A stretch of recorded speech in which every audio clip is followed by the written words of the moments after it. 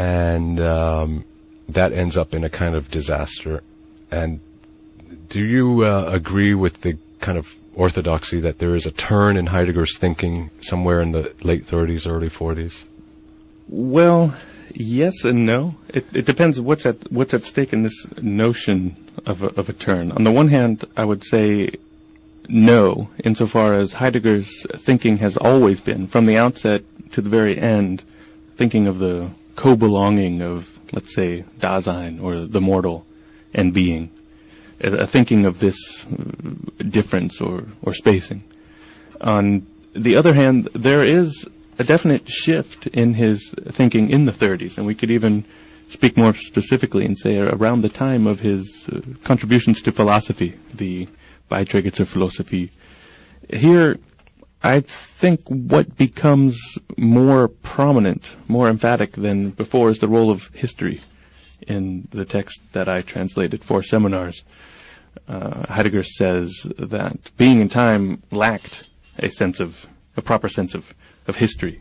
In these works of the 30s, Heidegger develops what he calls a being historical thinking. And here, the history of philosophy, of metaphysics, is no longer thought so much as the history of an error or the history of a lie or a force of sedimentation that covers over a truth that has to be exposed again or brought to light. Instead, he sees this covering, if you will, of metaphysics as essential to the question of being itself. In other words, being is no longer thought of without concealment. This isn't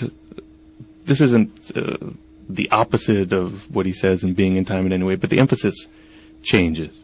The emphasis changes also away from Dasein as the very center of the focus to, being as such, no? Because he gets away from the existentialist, at least the lexicon of Being in Time. Right, yeah. Whereas not necessarily the issue, as you were saying. There's a certain subjectivism, you could say, of Being in Time that he wants to avoid. The whole apparatus of Being in Time, the structure of the book itself is thoroughly metaphysical, we could say. Heidegger only wrote very few books. What he published were often essay collections, lectures, slightly revised lecture courses. But apart from Being in Time, maybe caught in the problem of metaphysics, there's not much. That's very interesting about Heidegger, is that even Being in Time, he was forced really to come out with it in order to get tenure, or to get what we would call tenure, to get a post in philosophy, and that a lot of it were based on his lecture notes. And he very rarely did he actually write a book as such. And in that sense, I think he's a very pure philosopher in the Socratic tradition. Yeah, he's not a thinker of the book. No, not a philosopher of the book. There is some place where he says that Socrates, it's a mystery why all thinkers after Socrates were fugitives into the art of writing, and that Socrates was like the only pure philosopher who philosophized strictly by word of mouth, or in the lecture, or in the room, or the marketplace, agora, and all that. And I think Heidegger had, if he had his druthers, he would never have published a book as such. But nevertheless, possibly. Fortunately, we have all those lectures that he. One other thing that I think needs to be mentioned in regards to this turn in his thinking is that he changes his conception of being. Being, for him, comes to be a matter of withdrawal. And okay, let's specify before we go on. Yeah.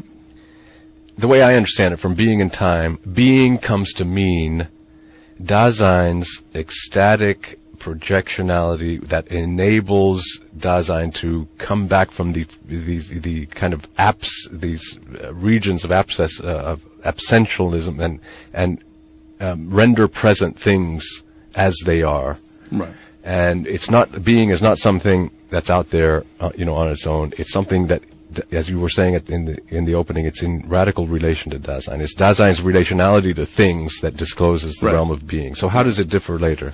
Well, in a sense, it becomes more radicalized, more finite even, because Dasein's opening onto the world has the risk of sounding like a willful endeavor, as though Dasein were completely in control and that Dasein determined being in some way. And the transition or the change in Heidegger's thinking is to see that there's also a movement on the part of being that's beyond Dasein's control. So you have these two interrelated, imbricated movements simultaneously. This idea of withdrawal, just briefly put, if you think of being as a whole or as a single sphere, right, in an almost Parmenidean manner, then there would be no differences, no space, no room in that. Withdrawal, in the first moment, makes the world of differences and distances possible by evacuating that area. But the shift that we have to understand is that withdrawal is actually a way that the things exist. They exist in this withdrawn manner, which is to say, they exist partially. They are not whole or discrete or encapsulated things, but everything itself is opened into this space of the world.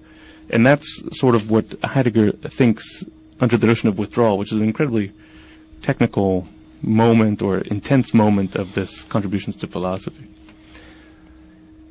Yeah, but I think Heideggerians often have a tendency to mystify, the retreat of being, the withdrawal of being. I like the way you put it, that the withdrawal of being is something that is constitutive of things themselves in the world. In other words, there's something about a tree or another person or another where I cannot fully appropriate.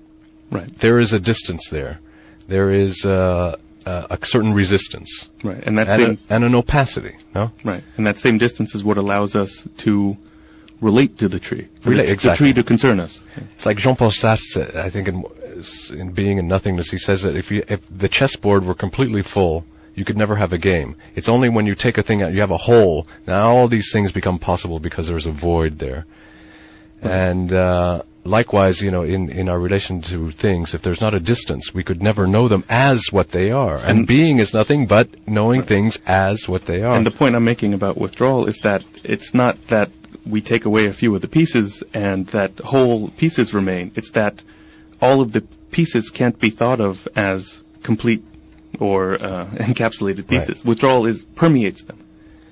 Exactly, and this is where I think his Origin of the Work of Art, which is a fundamental essay on aesthetics, I think he points out, that's very difficult for people to read, and the language is very technical, but I don't know if I would be over-trivializing to just say that for Heidegger, artworks remind us that things are not radically available totally at our disposal, but that the artwork shows that no matter how much I try to grasp whatever is being painted or the statue, that there's something that draws away from me, and it's the power or the beauty of it is precisely the fact that I cannot hold it in my hands in a tangible way, and there it gives itself on the one hand, but gives itself, as you say, partially, and any artwork that doesn't throw into relief the extent to which things are available to me only in this shrouded,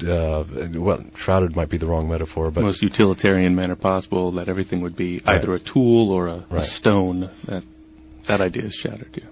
And, since these discussions go really quickly, Andrew, and we don't have that much time left, why don't we just take this into the question of technology, with which we began at the beginning, at least with my opening remarks. Certainly. That if the artwork is something that shows how things have, as you say, this lethic dimension, this withdrawing distance, technology, as Heidegger understands it in his famous essay, The Question Concerning Technology, wants to insist that everything is radically available and disposable to us. Right. No? And Heidegger views this as the culmination of metaphysics. Metaphysics, as the history of philosophy, has constantly misunderstood being, if you could say. It's overlooked this partial character of existence that we've just mentioned and seen complete presence. that becomes hypostasized into. Now you have to explain to our listeners what that word means. Come on. we're not in the class. Hypostasize. Well, it's an old theological term, actually. Let's say that things become reified into. That means objectified. Yeah, objectified into, well, objects. Yeah. That are held to be discrete entities. And that technology is the culmination of this transformation in things into sheer presences. Right. Where in technology, everything becomes completely available at our disposal. Heidegger talks about it in terms of ordering and availability, and the internet is the perfect example of this. Everything is available. Everything is at our disposal, and everything is replaceable. If you lose a watch, you can buy the exact same watch.